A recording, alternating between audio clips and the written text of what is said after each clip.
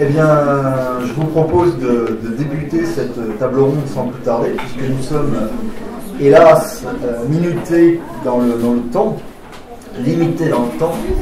Donc, bonsoir à tous et bienvenue sur cette table ronde des oniriques, table ronde consacrée au voyage d'Ulysse et à ce côté éternel voyageur de chez Ulysse. Donc, du coup, autant dire qu'on est dans un véritable challenge, puisqu'il faut parler en 1 heure d'Ulysse. Donc autant dire que on ne fera à mon avis qu'effleurer le sujet. C'est peu de le dire, mais on va essayer de l'effleurer correctement. Et moi j'aurai le rôle pénible qui consiste à garder un œil sur la pendule. Entre parenthèses, je vais garder ma pendule à portée de main.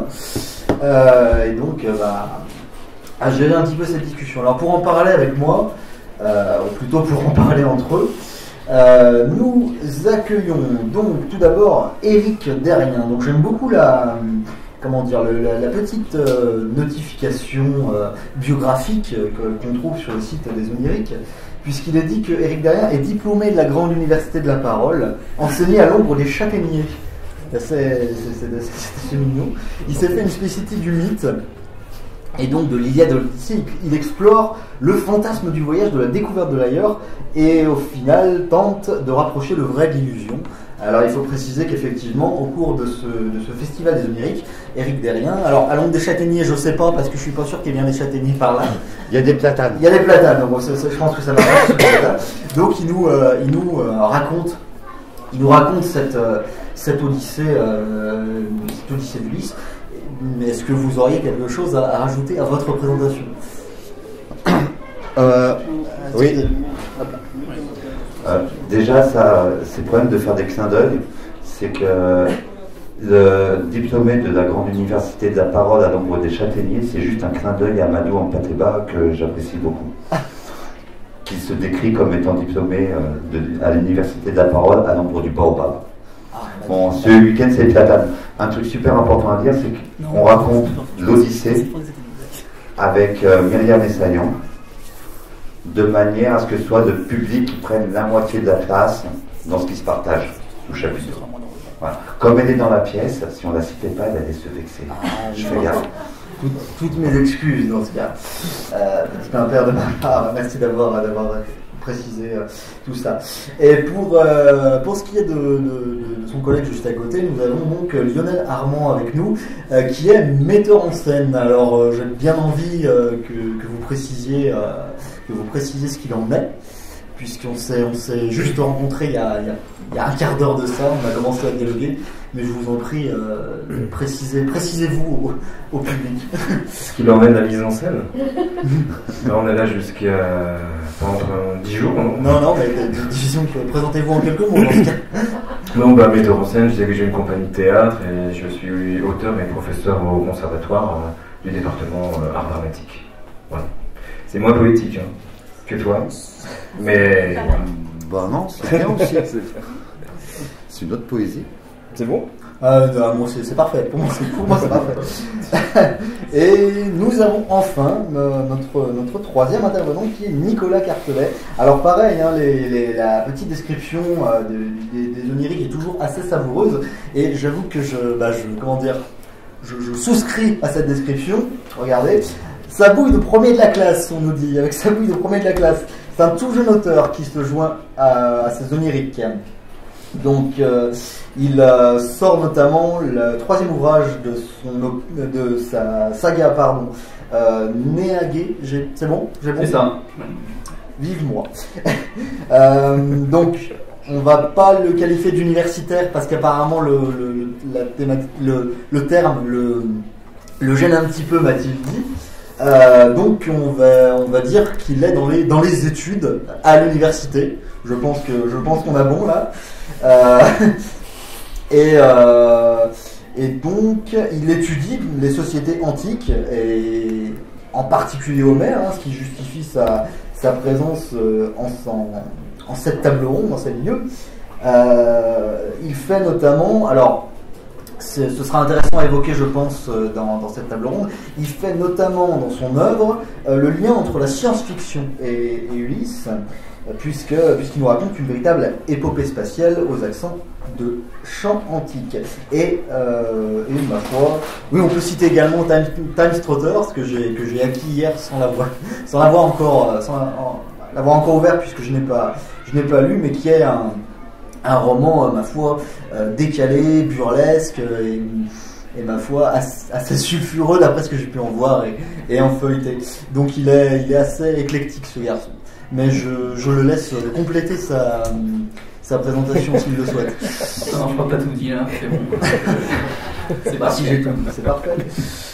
Donc, alors on est parti pour cette table ronde sur Ulysse. Alors, vu que le sujet est immense, on va commencer par une question très large, une question finalement basique pour que vous puissiez dialoguer entre vous et vous présenter dans le contexte d'Ulysse. Donc vous l'avez vu, hein, on a des gens de tous les horizons, c'est-à-dire conteurs, étudiants à l'université, conteurs, étudiants à l'université, auteurs, metteurs en scène, voilà. Alors j'ai envie de vous dire, avec chacun, avec tous vos différents points de vue et vos différents domaines, comment avez-vous embarqué avec Ulysse pour la toute première fois? Quel a été le premier contact avec Ulysse et son Odyssée? Comme vous voulez. Vas-y. Chacun d'ordre. Eh ben, je crois que c'était un dessin animé. Ulysse 31, je crois que c'était Ulysse 31. Non, c'est vrai que je pense qu'il y a finalement pas énormément de gens qui ont lu l'Odyssée, mais tout le monde connaît l'Odyssée et a appris l'histoire d'Ulysse par des biais multiples. Et moi, c'était le dessin animé, je crois, comme beaucoup de gens de ma génération. Et puis beaucoup plus tard, j'ai lu l'Odyssée. C'est vrai que c'est un petit peu différent, mais on retrouve toujours. C'est peut-être un peu plus compliqué d'y entrer par le livre, mais j'y ai retrouvé tout ce qu'avait d'épique le dessin animé et tout ce qu'avait d'épique l'histoire d'Ulysse, quoi, son épopée. Mais ça a commencé comme ça, voilà, le dessin animé. Je crois que comme beaucoup de personnes, en fait, je crois que c'est aussi au collège. Au collège, je pense qu'on nous fait découvrir Homère, on nous fait découvrir dans des versions édulcorées, dans des versions très courtes. Mais moi c'est au collège que je rencontre Ulysse. Ulysse et tout son univers. Parce qu'il y a Ulysse et son univers. Ah, ça c'est rigolo parce que moi je ne l'ai pas du tout rencontré au collège. Pour la bonne raison qu'au collège, la façon dont il m'a été présenté, ça m'a fait... Et par contre, sur mon chemin de conteur, à un moment, par un jeu de hasard, je me suis retrouvé à plonger, je ne savais pas pourquoi vraiment, dans l'instant, dans les mythes grecs et dans l'histoire d'Ulysse. Et c'est après coup, 3, 4, 5 ans plus tard, qu'en regardant derrière, je me suis dit, c'est quand même marrant. J'ai rencontré l'histoire d'Ulysse et j'ai ressenti le besoin de la partager, puis dans une période de ma vie où j'étais dans une espèce de désert sombre, dans quelque chose vraiment à traverser et où tu te dis, peut-être un jour il y aura un bout du tunnel, mais pour l'instant mon ami rame. Voilà, c'est je crois le besoin d'être dans une vie, dans un moment de vie où vraiment tu as besoin de ramer, de traverser des choses. Et c'est à ce moment-là, par hasard, que j'ai plongé, que j'ai eu besoin de l'histoire d'Ulysse. Et plus tard, je me suis dit, tiens, j'avais peut-être besoin d'avoir, grâce à Ulysse, un moyen de me raconter ma propre histoire. Eh bien, merci beaucoup. Ça permet d'enchaîner avec une autre question. Et vous y avez en partie répondu, mais je pense qu'on peut développer. C'est-à-dire que l'œuvre qui porte Ulysse est très puissante. Je crois qu'on en discutait il n'y a pas un quart d'heure de ça avec Lionel, c'est-à-dire que il y a énormément de thématiques qui sont brassées dans l'Ulysse, la mémoire, la ruse, l'amour, le voyage, puisque c'est un des thèmes principaux de Sémoniaque. Donc autant dire que le mythe d'Ulysse nous touche en plusieurs endroits. Donc quelle serait votre vision du mythe et comment, dans vos travaux respectifs, la puissance des thématiques que véhicule Ulysse arrive à vous toucher et à vous inspirer? Vous avez un petit peu répondu, Éric Derrien, mais est-ce qu'on peut développer notamment pour les autres? Merci. Moi, ce qui m'a intéressé, au moment où j'ai fait le lien entre Ulysse et la fiction que j'ai écrite, qui s'appelle donc les 3 tomes de Néaguet, ce qui m'a intéressé le plus, ça a été la question de la mémoire, puisque dans toute l'Odyssée, parce qu'il y a plusieurs œuvres qui racontent, plusieurs textes qui racontent l'histoire d'Ulysse, mais l'Odyssée c'est vraiment le gros texte qui nous le présente. Il est question en fait justement de la mémoire et du risque de l'oubli, puisque pendant ces 20 ans de voyage, Ulysse est sans cesse, il est sans cesse face à l'oubli, et il lutte toujours face à l'oubli. À plusieurs reprises, ses collègues, les membres de l'équipage font des bêtises. Par exemple, quand ils mangent par exemple le lotus chez l'autophage et ça leur fait oublier leur patrie. À plusieurs reprises, Ulysse arrive à résister à ça. Et donc toujours à se souvenir du retour de sa famille et de sa patrie. Et dans mon roman Néaguet, le roman raconte l'histoire de l'humanité qui a quitté la Terre et qui est sans cesse en proie à l'oubli et qui lutte tant bien que mal pour se rappeler de ses origines, pour reconstruire des mythes parfois un peu biaisés par rapport aux mythes originaux, mais en gros tout est bon pour avoir l'impression, en tout cas pour réussir à se souvenir de d'où on vient. C'est ça qui m'a le plus touché et que j'ai essayé de faire passer dans Néaguet.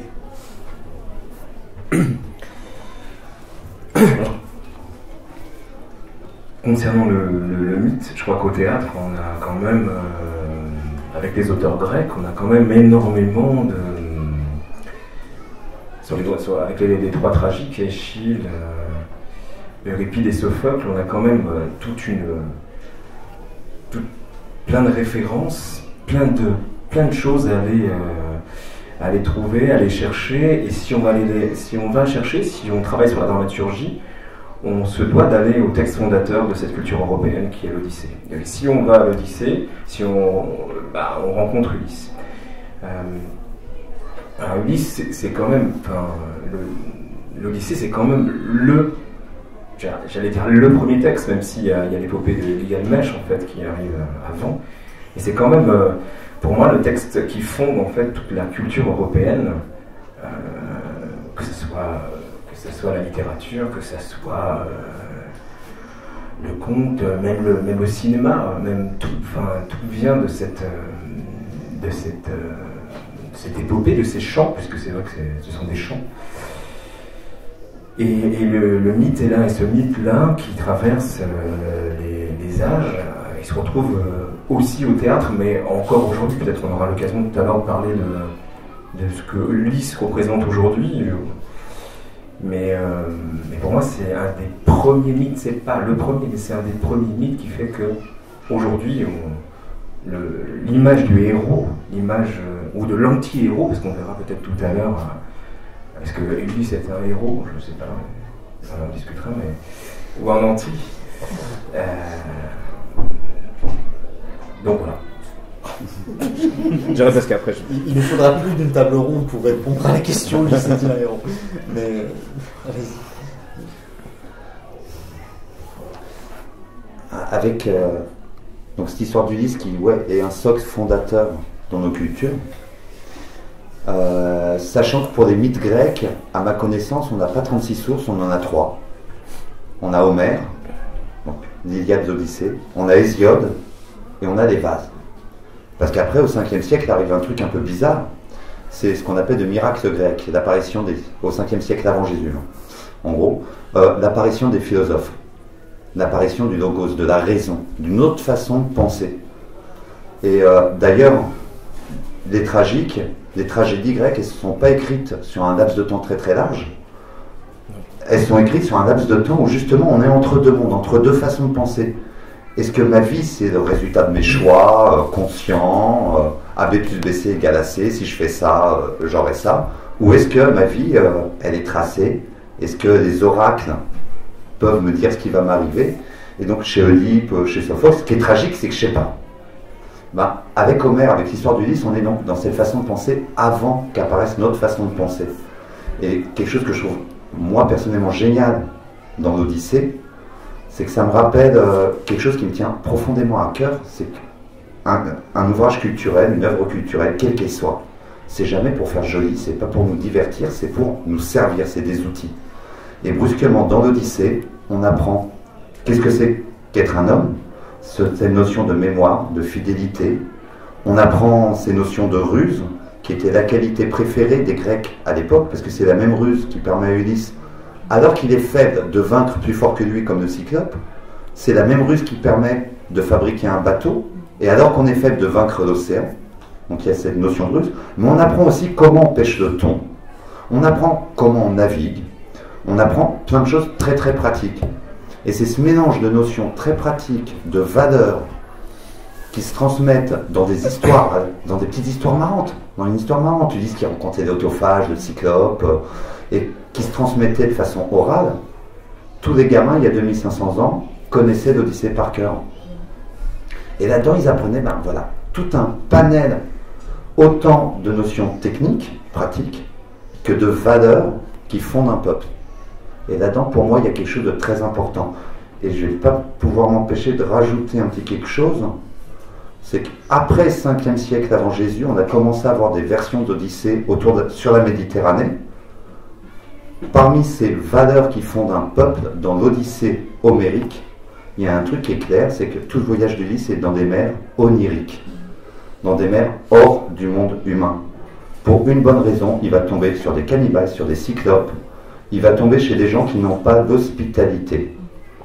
Et pour les Grecs, il y a 3000 ans, là où ne règne pas d'hospitalité, on ne peut pas être sur la terre des êtres humains. C'est la loi première des Grecs, de l'Asie mineure, de tout le bassin méditerranéen.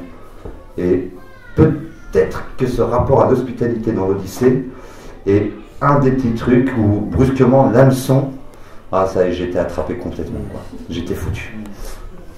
Si vous voulez rebondir là-dessus. Non, mais c'est vrai que dans l'Odyssée, la première chose, ça s'est beaucoup perdu, hein, mais quand on accueille un étranger, on dîne avec lui, on lui offre aussi le coucher, et c'est ensuite, après tout ça, qu'on lui demande qui il est. Voilà, on en est très loin dans notre pays. Moi, j'ai fait que effleurer. Nicolas. Ah non, mais moi je m'adapte, il n'y a pas de problème. Ouais, je veux juste ajouter qu'effectivement, pour ce qui est cette question de l'hospitalité, dans l'Odyssée, pratiquement tous les personnages qui sont des personnages mauvais manquent à ce devoir d'hospitalité. Et quand Ulysse rentre chez lui après 20 ans, et que les prétendants, donc ces gens qui mangent ses bœufs et qui boivent son lait, se comportent mal avec lui, il se condamne à ce moment-là de toute façon à la mort qui arrive à la fin du livre. Donc effectivement, c'est un des grands apprentissages qu'on peut faire en lisant l'Odyssée, oui. Apprendre à respecter ses autres. Eh bien, vous avez bien effleuré, je crois qu'on peut le dire, toutes ces thématiques-là, à quel point Ulysse et tout ce qu'il véhicule, tout ce que l'oralité, tout ce que l'histoire d'Ulysse et de ses compagnons ou de ses ennemis véhiculent, nous aide, je crois, à réfléchir à la façon dont nous pouvons fonctionner. Et il y a tout de même quelque chose. Alors, on peut se dire que l'Odyssée, est une fantastique histoire d'amour également, puisqu'on a une Pénélope qui est aimante, qui est éperdument amoureuse de son mari et qui elle aussi est obligée de faire usage de la ruse face aux prétendants pour éviter d'avoir à prendre un engagement qu'elle refuse. On a également l'histoire d'un fils qui s'inquiète pour son père et qui doit veiller sur sa mère, avec Télémaque bien sûr, qui lui aussi va entreprendre un voyage pour aller chercher son père. Donc on a toutes ces thématiques-là, mais on a aussi quand même d'autres personnages, et vous l'avez parfaitement évoqué quand vous avez parlé de l'hameçon qui vous a happé, c'est-à-dire ce côté absolument merveilleux, ce côté hors du monde. Et ben on a les dieux. Et les dieux, on peut se dire, bon, ils siègent sur l'Olympe, ils sont capables de tous les prodiges, ils sont capables de commander aux éléments, de rendre justice envers les hommes qui qui les invoquerait avec respect, ou de punir ceux qui ne leur feraient pas les hommages attendus. Mais bizarrement, et c'est là où je veux en venir, bizarrement ces dieux, ils ont quand même un côté sacrément humain, me semble-t-il, dans la mesure où ils se mettent en colère, ils sont jaloux, ils sont amoureux, ils sont parfois de mauvaise foi. Est-ce qu'il n'y aurait pas, même chez les dieux, même chez ces êtres divins par excellence précisément, quelque chose qui peut nous happer, d'après vous? Comment sont les dieux dans... Oui, j'aimerais revenir à ce que vous avez dit sur la ruse et aussi sur l'amour. Je crois que si on parle de l'Odyssée et si on parle d'Ulysse, c'est quand même un homme qui choisit la vie longue. Et je mets ça en parallèle avec le destin d'Achille. Quand il le retrouve dans le gouffre, en fait, en enfer, et que Achille, lui, le héros de l'Iliade, regrette. Il regrette d'avoir choisi la vie courte et la vie du héros tel qu'on le considérait. Donc voilà, c'est juste que je voulais dire ça parce que ça traduit tout derrière. C'est le fait de choisir une vie longue, donc ça veut dire de vieillir en famille et de ne pas mourir très jeune en héros. Ensuite, ça traduit l'amour, ça traduit la nostalgie, c'est l'envie de retour, la mémoire, enfin voilà. Et après, il y avait une question sur les dieux. C'est ça, l'idée qu'en fait les dieux, dans leur façon d'agir pour Ulysse, nous ressemblent étonnamment parfois tout de même, parce que on a Pallas Athéna qui va réprimander son père, qui va l'accuser d'avoir oublié Ulysse. Pallas Athéna qui va prendre une Ulysse en affection et en protection. Qui ne peut s'opposer à Poséidon qui réclame justice envers Ulysse en l'empêchant de rentrer, mais par contre qui va sans cesse garder j'ose pas parler d'amour pour Athéna, mais cette affection particulière pour Ulysse qui, moi, il est vrai, à l'époque où j'ai commencé à plonger dans l'Odyssée, m'avait frappé. Je me disais, mais ces dieux éprouvent des sentiments qui sont tellement humains quelque part, parfois. Oui, et d'ailleurs, c'est des sentiments des dieux que naissent toutes les épopées d'Ulysse. Parce que Ulysse, en fait, ne décide pas grand-chose dans son voyage.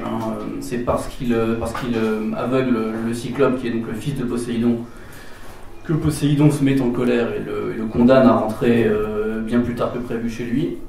Et c'est parce qu'Athéna quelque part se souvient d'Ulysse au point d'aller effectivement réprimander son père, que finalement Zeus et Athéna finissent par autoriser Ulysse à rentrer chez lui et par convaincre Poséidon de calmer sa colère.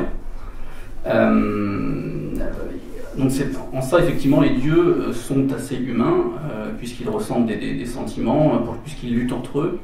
Mais il faut dire que ça, dès l'Antiquité grecque, certains Grecs ont contesté ça. Je pense à Platon, donc le philosophe du 5e siècle, qui, lui, c'était un petit peu fort de parler comme ça, mais c'était un petit peu le réac de son temps, Platon. Et donc Platon estimait qu'il fallait mettre une grosse partie d'Homère à la poubelle. Notamment toutes les parties où Homère nous montrait les dieux en proie aux luttes intestines, aux luttes familiales. Donc estimait qu'il fallait oublier ça. Donc ça, déjà les Grecs avaient ce questionnement en tête. Les dieux sont-ils humains ou au contraire sont-ils exempts de sentiments?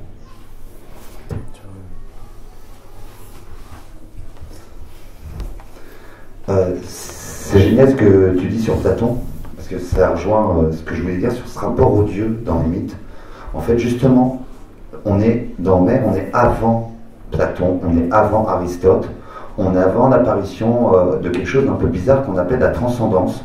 Cette idée qu'il y a une vérité supérieure à nous, que nous, on n'est pas vrai en fait, qu'il y a une vérité supérieure. C'est le mythe de la caverne de Platon, qui en gros, alors c'est super rapide, mais, mesdames et messieurs, aucun d'entre vous n'est réel.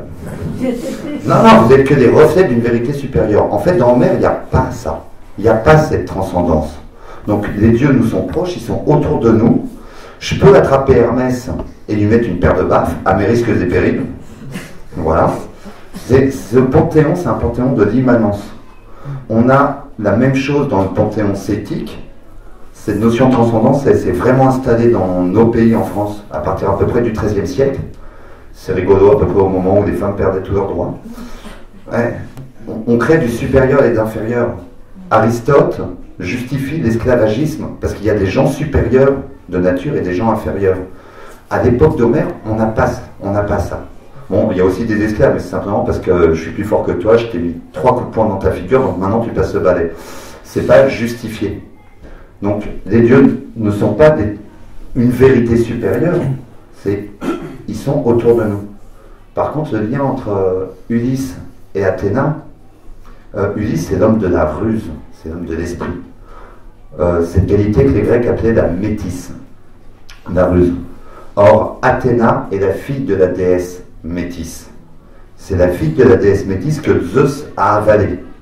Bon, il y a eu un concours de ruse entre Zeus et sa petite amie Métis.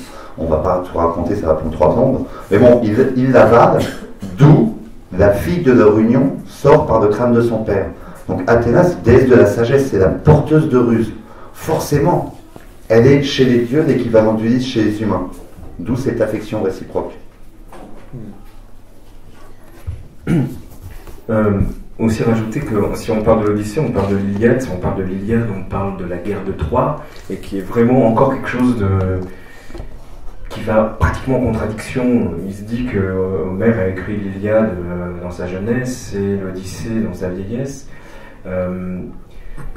C'est important parce que l'Iliade, on est quand même sur 10 jours de la guerre de Troie, on est sur des guerriers, on est sur une bataille aussi des dieux, puisque si on parle des dieux, les dieux se sont bien aussi battus pour savoir s'il fallait partager, s'il fallait plutôt encourager les Troyens, plutôt les Grecs, et c'est ensuite après que, parce que les Grecs ont été dans les temples à Troie, qu'on va mettre une sorte de sort comme ça sur tous les Grecs, notamment Agamemnon, quand il va rentrer, il va mourir, notamment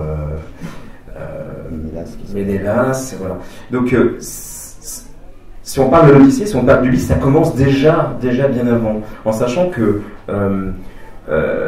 l'Odyssée, l'Odyssée, moins 750 avant Jésus-Christ, Homère ne décrit pas son temps.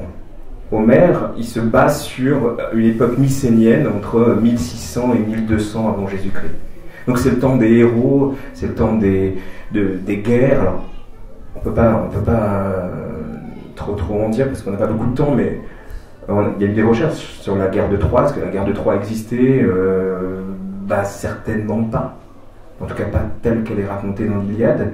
Le site de Troie a été retrouvé, mais c'était pas vraiment une grande cité avec des remparts. Voilà. Donc il y a eu des choses, mais tout est basé. L'Odyssée, l'Iliade sont basés quand même sur une sorte de mythe de l'ancien temps, du temps des héros, du temps où les hommes pouvaient parler avec les dieux. Juste. Est-ce que la guerre de Troie a eu lieu? Est-ce que Ulysse a existé? Est-ce que Zeus est vraiment au sommet de l'Olympe? Ouais, ça avec Platon et Aristote, ça disparaît. Mais à l'époque d'Homère, à l'époque où tous les gamins grecs connaissaient l'histoire d'Ulysse, pour eux, en effet, comme tu dis, ils parlaient de leur passé. Pour eux, c'était dur. C'est comme ça. Pour le grec pré-archaïque, Zeus est vraiment au sommet de l'Olympe. Ulysse est notre ancêtre. Et c'est je trouve important cette notion du très sérieux. C'est pour de vrai.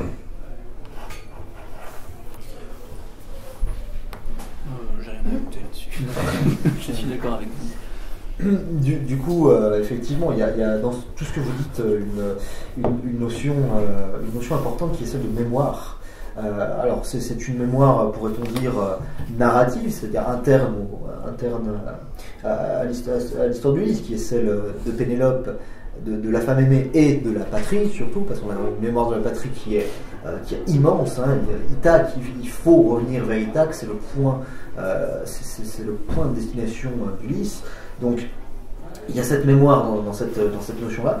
Et puis, il y a aussi la mémoire dans la thématique de la transmission. C'est-à-dire que, vous l'avez bien dit, Ulysse, c'est j'allais dire un texte, mais j'allais me tromper moi-même. Non, c'est une oralité, c'est un chant qui est transmis, et qui est transmis, mine de rien, et vous en êtes la preuve, qui est transmis encore aujourd'hui. Donc j'aimerais et en dehors justement de ce côté collège-lycée qui parfois peut être un peu, pour reprendre votre expression, voilà, qui parfois peut peut-être désintéresser le jeune lecteur, le jeune étudiant. Donc j'aimerais qu'on en vienne un peu à cette idée de la transmission et du rapport que nous avons avec Ulysse aujourd'hui.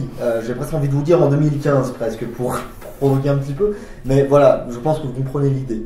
Où en est-on avec Ulysse aujourd'hui ?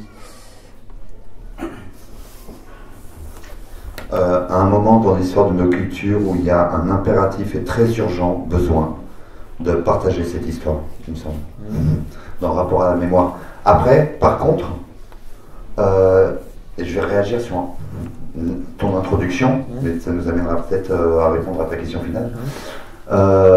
En fait, est-ce que c'est l'amour de la patrie qui crée la nécessité de rentrer à Ithaque ? Je crois pas. Au début de son Odyssée, et juste un petit clin d'œil, vous savez ce que ça veut dire Odyssée au départ ? En fait, c'est le nom d'Ulysse. Quand on dit l'Odyssée d'Ulysse, c'est comme si on disait le Lionel de Lionel. C'est comme ça qu'il s'appelle en grec. Il s'appelle Odysseus. Et au départ, face au Cyclope, il dit « Je suis personne ». Tout son voyage est un voyage où il va perdre l'identité et c'est un retour vers quoi ? Vers Ithaque, vers une patrie ou vers qui je suis. Je suis fils de Laërte. Je suis père de Télémaque, époux de Pénélope et roi d'Ithaque. C'est-à-dire qui je suis, c'est pas tout seul que je peux savoir. Ulysse, c'est pas Narcisse. C'est qui je suis, je peux savoir dans mon rapport aux autres. Et là, il y a un rapport à la mémoire que je trouve très important, en effet. C'est-à-dire que pour savoir qui je suis, il faut que je me souvienne de qui je suis dans ma relation au groupe. Ne pas oublier que je suis roi d'Ithaque, ça veut dire qu'il y a des gens qui comptent sur moi. Je suis époux de Pénélope, je suis fils de Laërte, je me définis ainsi. Et toutes ces identités, il va les perdre dans son voyage. Et quand il revient à Ithaque d'ailleurs, il revient à nouveau en étant personne. Athéna le transforme en mendiant, comme un chien, à celui à qui on donne un coup de pied sous la table. Il est personne socialement. Il va devoir reconquérir par étapes chacune de ses identités. Il va falloir qu'il y ait des signes communs qui vont lui permettre de retrouver l'identité. Le premier à reconnaître, c'est son chien. C'est dans l'animalité. Et après, de signe en signe, une cicatrice va le faire reconnaître par sa nourrice. Jusqu'à, en dernier lieu, Pénélope, qui est la dernière à accepter de reconnaître, parce qu'elle met la barre beaucoup plus haut. Il ne lui suffit pas d'un petit signe. Il faut un gros signe. Parce que justement, et ça c'est un truc qui pour moi crée nécessité de raconter Ulysse aux jeunes aujourd'hui, quand on voit le rapport par exemple à l'amour, c'est que c'est quoi l'amour d'Ulysse et de Pénélope? C'est une complicité d'esprit, un partage, un esprit commun. Et c'est là que Pénélope va mettre Ulysse au défi de sa propre ruse et va se montrer plus rusé que Ulysse. Et c'est cette communion dans la ruse qui fait qu'ils se reconnaissent tous les deux comme étant, que Pénélope reconnaît Ulysse comme étant vraiment Ulysse, le Ulysse de sa jeunesse. Donc en fait, est-ce que c'est une quête de la patrie ou est-ce que c'est qui suis-je et comment je le deviens? Et comment j'ai peut-être besoin de le perdre pour pouvoir le devenir vraiment. Comme les marins qui, quand ils sont transformés par Circé en cochons, quand ils reprennent leur forme humaine, ben c'est rigolo d'avoir perdu leur identité. Quand ils retrouvent leur identité humaine, ils sont comme plus jeunes, en meilleure santé, plus beaux qu'avant.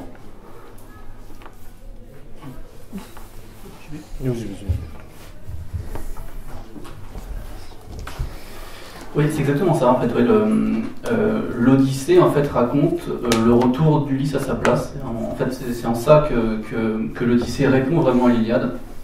Parce que l'Iliade, bon, c'est la guerre de Troie, et la guerre de Troie, en gros, fout un peu le bordel, on va dire, hein, dans le monde grec. Elle dure beaucoup trop longtemps, et donc tous les héros, en fait, ont déserté leur maison, et plus personne n'est à sa place. On a plein de foyers, plein de royaumes sans roi, donc des fils sans père, des femmes sans époux. Et donc il y avait tout un tas d'histoires que se racontaient les Grecs, qu'on appelle les nostoi, qui sont les chants du retour. Donc nous on a conservé l'Odyssée, c'est celui d'Ulysse, mais les Grecs se chantaient aussi le retour d'Agamemnon, le retour tragique d'Agamemnon, le retour de Ménélas, le retour de Diomède, etc. C'est ça en fait, l'Odyssée nous explique comment Ulysse revient à sa place, et donc nous explique à tous quelle est notre place. C'est-à-dire que notre place, elle est au foyer. Il faut chérir son fils, il faut chérir sa femme, il faut s'occuper de ses terres, et quand on est roi, s'occuper de son royaume. Et c'est vrai qu'en vraiment ça, oui, Ulysse n'est pas du tout narcisse. C'est vrai qu'il s'inscrit vraiment dans une lignée. C'est pour ça qu'on dit le retour à la patrie. La patrie, ça vient du grec patros, c'est-à-dire ce qui appartient au père. Donc c'est tout simplement, c'est aussi la famille, c'est aussi la lignée, mais c'est aussi la terre qu'on a héritée de son père et que bientôt on pourra transmettre à son fils. Et d'ailleurs, l'absence d'Ulysse empêche Télémaque de prendre possession des terres de son père, et en ça aussi, ça je disais que l'Iliade fout un peu le bordel.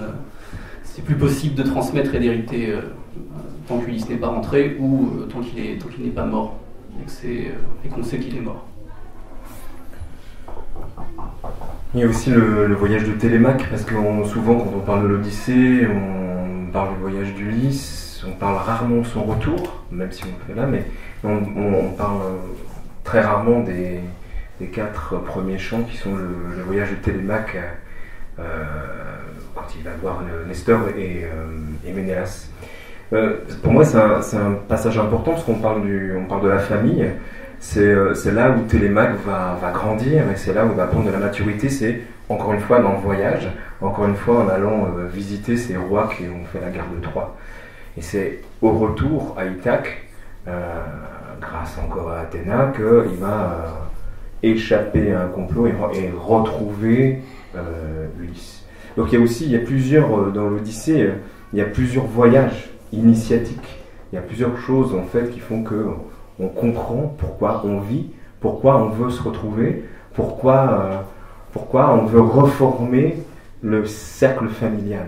Après, moi je trouve ça toujours très très à la fois formidable, mais à la fois quand on n'a pas vu les personnes pendant 20 ans,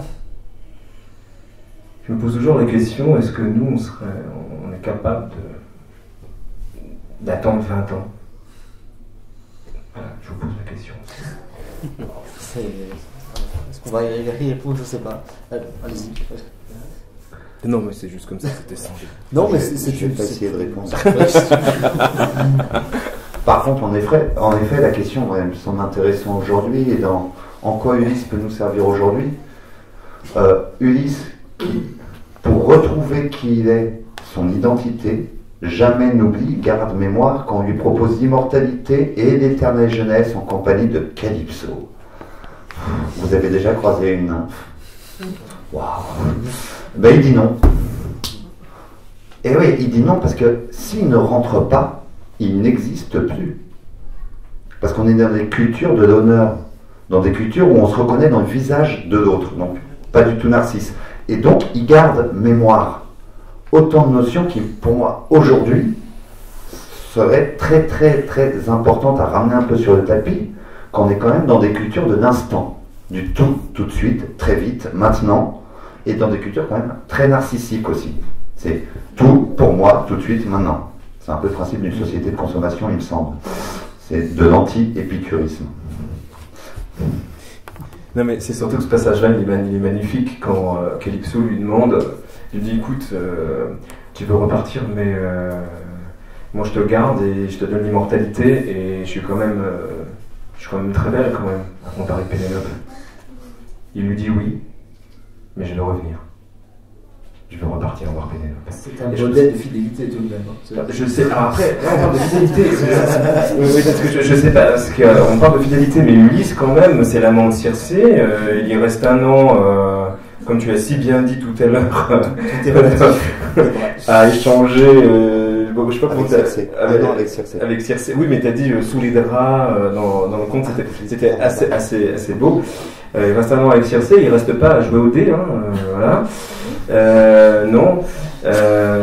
Donc voilà, il y a aussi cette rencontre avec Calypso, et puis la fille, c'est Alchimée. Nausicaa. Nausicaa. Donc voilà, il y a quand même plein, il y a plein de femmes quand même, il y a beaucoup de femmes dans l'Odyssée. Il y a des femmes qui sont toutes belles.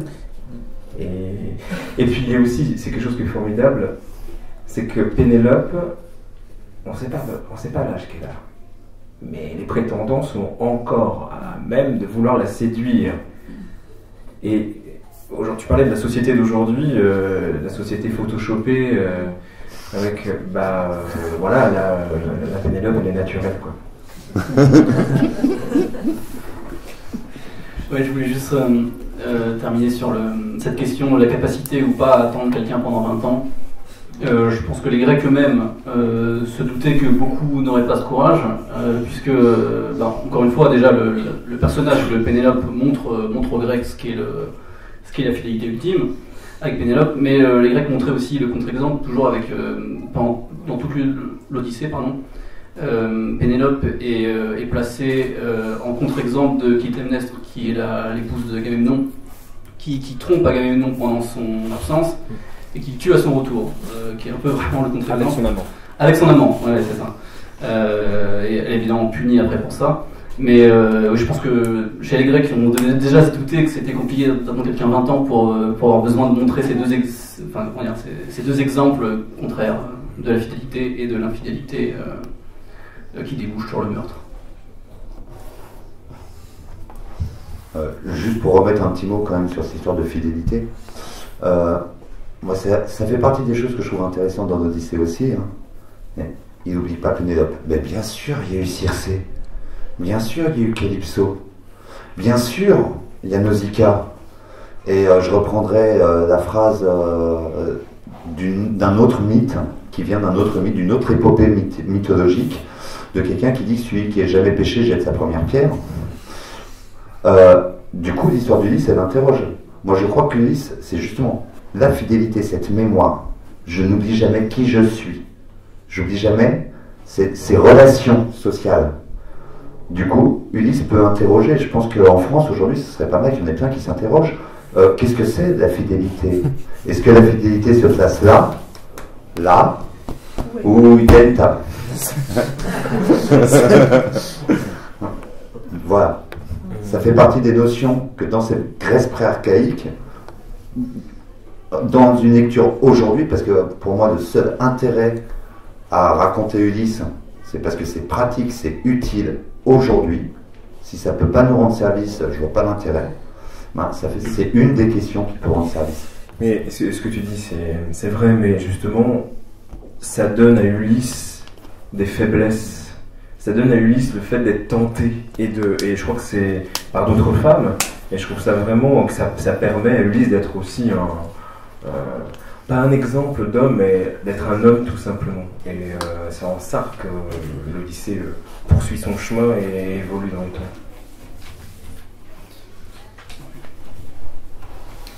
Ouais, je sais pas, je suis pas tout à fait sûr. Moi j'ai le sentiment, notamment quand Ulysse couche avec Calypso, que c'est presque plutôt un automatisme grec en fait. Il n'est pas chez lui, il est au foyer de Calypso, donc il prend la place de l'homme au foyer. Je suis même pas sûr que les Grecs pensaient ça comme de l'infidélité.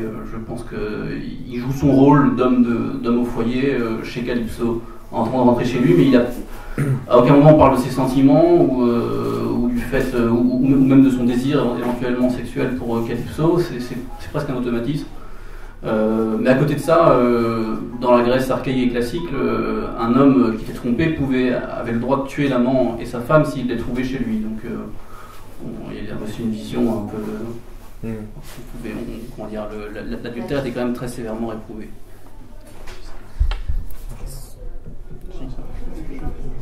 Enfin bon, on va pas rester là-dessus tout le temps, mais il reste quand même...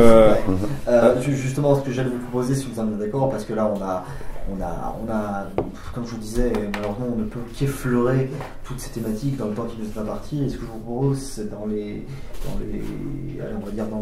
10-15 minutes qui nous restent, c'est de dialoguer maintenant avec la salle, de poursuivre les débats, ou en lancer d'autres, hein, avec la réserve qu'il y a un moment où il faudra les stopper. Mais du coup, je vous donne à tous la parole si vous souhaitez la prendre. Enfin, un par un si possible. Mais voilà, maintenant, c'est le temps des questions. Moi, j'ai pas vraiment de questions, j'ai entendu tout ce que vous venez de dire. Et je crois que ce qui me semble moi super important de retenir dans cette histoire, c'est à la fois qu'elle s'inscrit dans une culture et une société à un instant T, qui s'inscrit elle-même dans des codes très particuliers. Vous parliez tout à l'heure de la profonde humanité, je ne sais pas si c'est le terme, de la relation assez étonnante de la cosmogonie avec les hommes. Pour moi, Ulysse incarne l'homme grec de cette période archaïque absolue et totale. C'est-à-dire que, contrairement à Achille, contrairement à Thésée, contrairement à Héraclès, c'est pas un héros, c'est pas un demi-dieu, c'est pas un presque-dieu, c'est un homme absolu. Donc en fait, il est profondément humain. 12 trajets jusqu'à la vieillesse aussi, la sagesse, et de se réinscrire aussi dans la lignée de sa terre, de son rôle de roi, de se réinscrire dans tout ça, c'est formateur.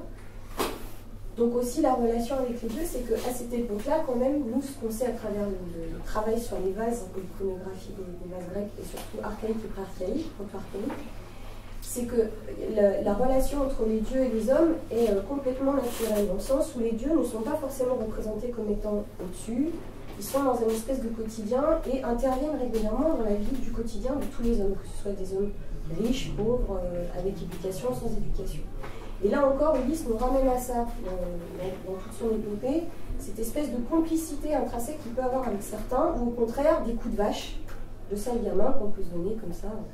Et ça, c'est très très important. Et je crois que ce qu'il ne faut pas oublier, j'ai beaucoup aimé ce que vous venez de dire, Nicolas, sur le fait qu'effectivement, en Grèce, un homme peut aller voir ailleurs quand il est en dehors de son foyer, quand il est loin de chez lui.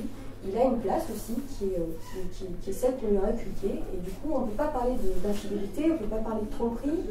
Enfin voilà, il s'inscrit dans un code social, culturel, religieux, complexe, mais très vivant. Et en fait, ce qui fait que ça résonne encore, je pense encore, dans nos sociétés aujourd'hui actuellement, c'est que c'est l'incarnation absolue de l'humanité. Voilà. Avec une recherche de soi, une quête d'identité, un retour à l'amour, un retour à la terre aussi, c'est super important. Et que finalement, pour savoir qui on est, il faut savoir d'où on vient, et sinon ça ne marche pas. Et je crois que c'est ça qui fait que ça reste encore aujourd'hui hyper contemporain. Voilà. C'est tout ce que je voulais dire.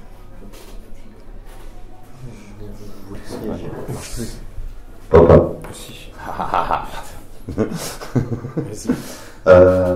Ouais, pour savoir qui on est, donc où on va, il faut savoir d'où on vient.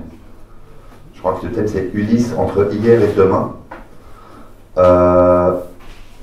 Moi je sais qu'il y a certaines filières au lycée où on enlève des cours d'histoire en terminale. C'est fini. Ça y est, c'est fini. Waouh. Ça n'a duré qu'un an. Ok, merci pour tous les profs et les syndicats qui ont râlé. Non mais, mine de rien, je vois à propos de nombre de problématiques sociales ou politiques en France aujourd'hui, des gens de 70, 80 ans qui montent au créneau, qui réagissent. Et j'ai grande misère de voir des gens de mon âge qui font « Oh non, mais ça va, on va pas se prendre la tête. » La différence, c'est qu'il y en a, ils savent d'où ils viennent, ils savent ce qu'ils ont vécu. Donc l'amnésie me semble dangereuse. Et l'histoire d'Ulysse, et c'est là un truc, moi en tout cas, me tient vraiment à cœur. L'histoire d'Ulysse dans Homère, non, Ulysse, c'est pas un homme bien, c'est pas un homme mal. Il n'y a pas de bien et de mal à l'époque. Il n'y a pas encore ces notions, c'est soit bien, soit mal. Il n'y a pas la transcendance, il n'y a pas la raison. Les philosophes ne sont pas encore apparus. En fait, c'est une histoire fondatrice d'une culture dont le mode de pensée, c'est le mode de pensée d'avant qu'apparaisse notre mode de pensée. Il y a au moins là une richesse pour moi qui est exceptionnelle, c'est que brusquement, de savoir d'où je viens, c'est aussi savoir d'où vient ma façon de penser, et de savoir comment ça pensait avant, ça me permet au moins de me rendre compte que ma façon de penser, elle a eu un début. Cette façon de penser avec la raison, elle est née à peu près au 5e siècle avant Jésus. Homère, c'était avant. Et je sais que de raconter l'Odyssée, de partager l'Odyssée avec des jeunes, leur permet au moins inconsciemment de percevoir que leur pensée a eu un début, aura une fin, que leur pensée n'est pas la pensée, mais une pensée qui s'inscrit elle-même dans une histoire. Et brusquement, on peut commencer à penser notre pensée. Je sais pas. Non. Non, mais c'est très... Oui, mais non, je voulais juste dire effectivement, je pense que tu as tout dit, c'est parce que c'est le mythe de l'homme absolu qu'encore aujourd'hui c'est un mythe qui fonctionne, entre guillemets, parce qu'on peut y voir à toutes les époques, on peut y voir notre vie et les questions qu'on se pose. Et l'Odyssée a été, comment dire, interprétée de 1000 manières différentes en fonction des époques. Il n'y a pas si longtemps, on disait par exemple que l'Odyssée, on lisait que l'Odyssée invitait, en fait, c'était un message qui invitait les hommes à transcender les limites, à aller voir l'autre, à aller voir ailleurs, alors qu'a priori, c'était pas vraiment l'idée des Grecs. L'idée des Grecs, c'était plutôt en montrant que c'est dangereux, surtout en fait, on fixe les limites. On montre Ulysse qui transcende, en fait c'est Georges Bataille, on montre un homme qui transcende les limites, et en fait l'idée c'est de fixer les limites en montrant ça. Donc ça peut être, je pense effectivement on peut interpréter, et tant qu'on pourra interpréter le mythe d'Ulysse et se dire, enfin de manière différente, de différentes manières, et qu'on pourra se dire, ah oui effectivement ça fait écho à des choses que je vis tous les jours, le mythe continuera de fonctionner, je pense. Mais c'est Jean-Pierre Vernant disait que c'était le mythe d'Ulysse et l'éloge du rester chez soi. Oui, c'est ça. C'est l'éloge de sois pas curieux, c'est l'éloge de si tu t'en vas, si tu franchissais le but là, ça t'a risqué péril. Ton rôle est de rester là et de protéger ton mur. Exactement. Voilà, après là on est toujours, chez Homère on est toujours indépendant. C'est-à-dire qu'il y a un côté qui est montré et puis derrière le vase il y a autre chose qu'on montre aussi. Donc après il faut faire ses choix. C'est là que c'est super intéressant d'avoir ça aussi de ce côté-là. Parce qu'on vous dit de faire un choix, c'est ça. C'est faire ce choix. Quand il fait le choix de la vie longue, il fait un choix clair. Et je sais pas, on parlait tout à l'heure de l'Odyssée aujourd'hui. Pour vous, je sais pas, c'est quoi l'Odyssée c'est Ulysse, c'est qui pour vous aujourd'hui? Vous avez des exemples? Ça n'existe plus? Ulysse n'existe plus?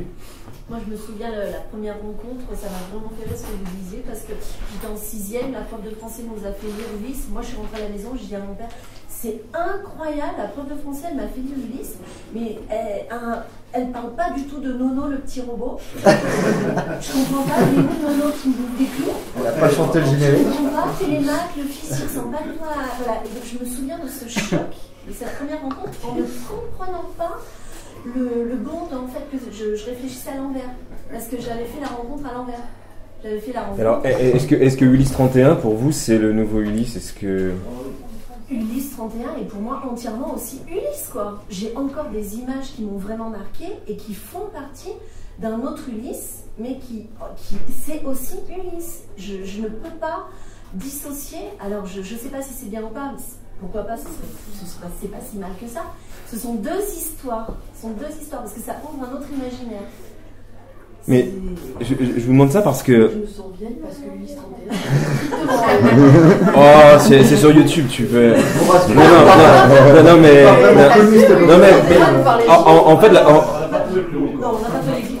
En fait, la question, c'est que Ulysse, puisque c'était transmis oralement, fait que maintenant c'est écrit et ça bouge plus. Sauf quand on le compte. Mais la question, c'est est-ce que le mythe qui a évolué pendant des décennies, ça a évolué, est-ce que du moment où il est écrit, est-ce qu'il évolue encore? Le regard évolue. Mais le fait de déterminer quelque chose, alors après il y a des écrits, mais Ulysse de demain, comment on pourrait l'imaginer? La persévérance, je veux dire, Ulysse dans le quotidien, c'est quand même la persévérance. Dans le monde moderne. Tout ce qu'on peut, nous, dans notre vie de tous les jours, si on se fie à Ulysse, personnellement, ça donne du courage, ça donne toujours l'envie d'aller de l'avant. D'y croire? Oui. D'y croire constamment. On a besoin d'y croire, hein, Oui. en ce moment. Oui. Et puis peut-être avec les derniers événements, oui. Non, mais c'est surtout que ça se passe quand même dans le bassin méditerranéen. Et... Alors, moi, je vais rebondir sur deux choses juste. Je suis pas du tout d'accord avec vous. C'est Non. bien. Non, c'est en 6e, vous n'avez pas fait le chemin à l'envers. Vous avez fait à l'endroit. En partant de soi pour aller vers il y a 3000 ans. Mais du coup, comme Ulysse, qui est parti d'Ithaque et qui a fait le chemin du retour, mon centre, ça reste moi. On est un petit peu autocentré, les êtres humains. Culturello-centré aussi, ethnocentré, on est très centré. Et du coup, moi, Ulysse m'intéresse en partant de moi pour aller voir, il y a 3000 ans, si Ulysse 31 était un copain, un pote du quotidien, c'est la référence première, qui permet d'aller chercher dans le Ulysse d'il y a 3000 ans pour revenir concrètement aujourd'hui. Voilà. Ça me rappelle qu'avec Nicolas, on évoquait une autre œuvre majeure de la science-fiction depuis des années, c'est Doctor Who. Le fait que le Docteur soit aussi un Ulysse de science-fiction qui est donc pour ceux qui ne situent pas du tout, c'est un extraterrestre humanoïde qui voyage dans une boîte bleue et qui voyage à travers l'espace, le temps et les dimensions, et dont l'un des buts principaux est de retrouver sa planète natale qui est Gallifrey, et qui va vivre 1001 aventures, parce que lui, c'est pas les dieux qui lui posent problème, c'est l'univers entier qui va se liguer pour lui, pour qu'il ne rentre pas chez lui, ou qu'il y arrive très difficilement. Mais si on parle là-dessus, on va faire un tableau parallèle, moi avec Nicolas, donc on va éviter. Mais du coup, oui, ça m'est mine de rien, ouais, malheureusement. À moins qu'il y ait une question brûlante là, tout de suite, maintenant, qui serait courte. La pression. Eh oui. Non, mais tranquillement, s'il y a une question mais voilà, pas trop brûlante et pas trop courte. Voilà. Non, mais voilà, éventuellement, une petite dernière remarque, une petite dernière question, là, je peux l'accorder quand même. Y a pas... Alors, encore une autre anecdote, parce que c'est des questions sur lui, c'est compliqué de faire court. Hein. Mon fils, du coup, maintenant, alors, lui, il y a 2 ans, il regarde Picsou. Et là, le choc, il me dit, regarde, il voyage, Picsou, et puis les Rifu Filoulou. Et regarde, il y a une sorcière qui les transforme, et puis regarde, il y a un cyclope, et puis il faut qu'il... Et de la ruse d'argent. Et là, je me suis dit, mais c'est pas possible, quoi. Ils sont allés piocher dans les grands mythes, et j'ai dû, par Picsou, j'ai fait rentrer mon fils comme ça dans un début d'Ulysse, parce que 7-8 ans, c'était un peu... Voilà. Et je me suis dit, c'est fou, ça m'a fait un choc. Je me suis dit, finalement, c'est terriblement humain, et on le retrouve, ça se réinvente, et ça peut cheminer comme ça. Mais aujourd'hui, les grands mythes sont, par les jeunes, ils sont abordés par les jeux vidéo. C'est ça. Et les mythes, de toute façon, il y a cette notion de la permanence du mythe.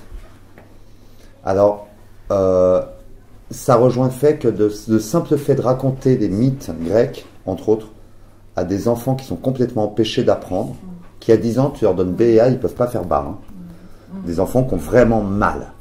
En 1 an, tu les ramènes à l'écriture. Dans le mythe, il y a aussi des choses qu'on ne comprend pas exactement d'où ça vient, ça marche. Vraiment profondément ancré en nous.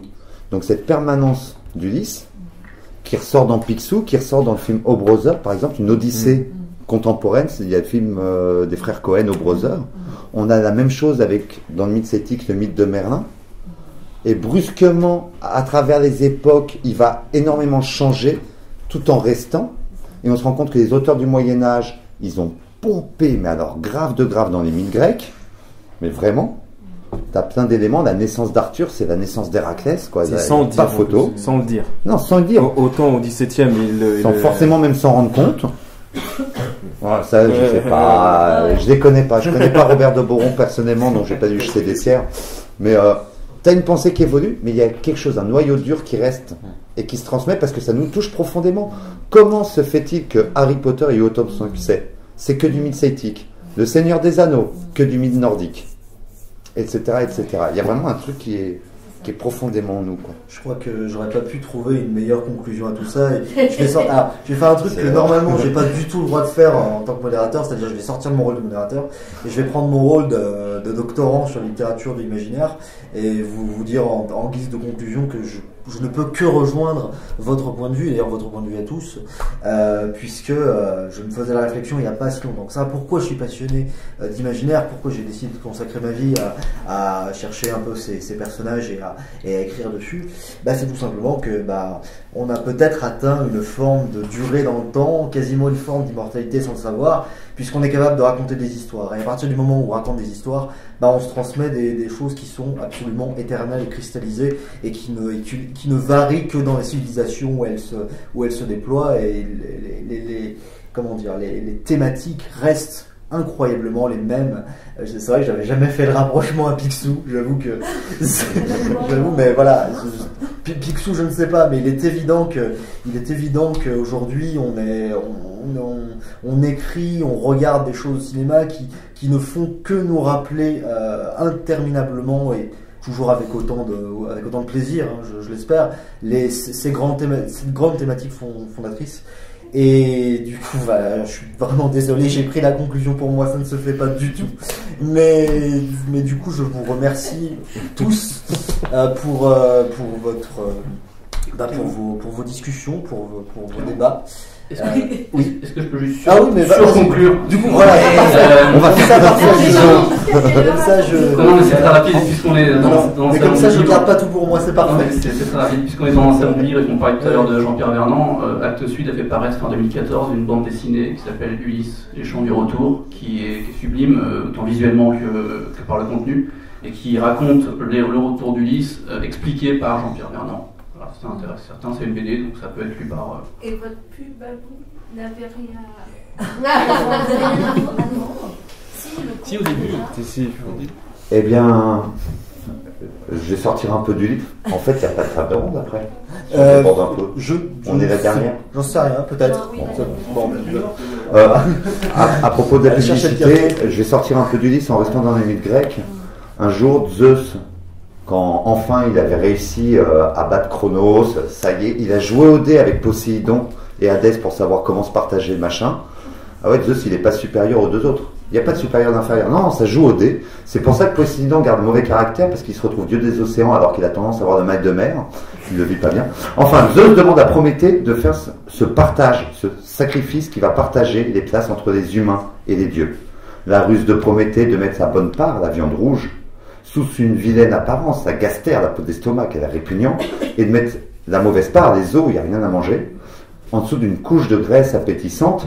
Alors oui, aujourd'hui, quand on dit une couche de graisse appétissante, ça marche moins bien. À l'époque, on avait besoin de bouffer, on faisait moins de régime, voilà. Mais brusquement, il arnaque Zeus comme ça, en mettant le bon sous une mauvaise apparence et le mauvais sous une jolie apparence. Et moi, là, en termes de permanence du mythe, je trouve ça génial. C'est il y a 3000 ans, Prométhée qui déjà disait « Attention au packaging ». C'est juste pour le coup de la pub. Est-ce qu'on pourrait juste faire un parallèle avec le monomythe de Joseph Campbell, si c'est possible? Oui, le héros mille un visage notamment de Campbell. Voilà, oui, très certainement. Campbell l'avait bien compris. Il nous le dit. On a besoin de sens. On a besoin de mythe parce qu'on a besoin de sens. On a besoin de s'expliquer les choses, de trouver sens à tout ce qui nous arrive, à nos malheurs, à nos bonheurs. On a besoin de rituels. La force du rituel chez Campbell, elle est puissante. Il nous décrit à quel point le mariage n'a en fait pas changé tant que ça en termes de rituel, par exemple. Vraiment, rituel de base. Après, pour le reste, la durée du mariage, c'est encore autre chose. Mais oui, très certainement, on peut faire un parallèle avec Campbell, ça, il n'y a aucun problème. Donc, s'il y a des connaisseurs de Campbell, non, bon, voilà, je suis le seul pour le coup. Mais je suis pas censé prendre part comme ça. De toute façon, on a passé l'heure. Oui, du coup, de toute façon, on a passé l'heure. Mais bon, il y a un moment, il faut qu'on s'arrête parce que parce qu'on pourrait continuer toute la soirée. Il y a encore d'autres petites choses à voir sur ce joli festival des oniriques. Donc, du coup, je garde le mot de la fin quand même, hein, tant pis. Non, on peut dire par exemple, la question c'était quand même, est-ce que vous avez quelque chose à nous dire vous de ce que vous faites? Éric de Rien, on peut le voir sous le chapiteau qui nous raconte Ulysse, encore demain. Oui. C'était la question. À quelle heure? Je ne sais pas. Donc, je peux déjà à être taquin, on oublie de répondre aux questions. Ça tombe très bien parce que j'allais dire en guise de conclusion que vous pouviez toujours croiser les auteurs jusqu'à les auteurs et les intervenants. 10h30, voilà. 14h30 et 16h30 c'est ça. Sous chapiteau. Donc, oui, demain à 10h30, 14h30, 16h30, voilà. On raconte l'Odyssée parce qu'on est deux. Oui, ne l'oublions pas. Avec Mimi et Saillant. De façon un peu particulière parce qu'en fait, c'est le public qui fait la moitié du boulot. Mais on va laisser la surprise. Voilà. D'accord. Non, je ne vais pas répondre. En tous les cas, merci à tous, merci pour vos remarques, vos questions et merci à nos intervenants, bien évidemment.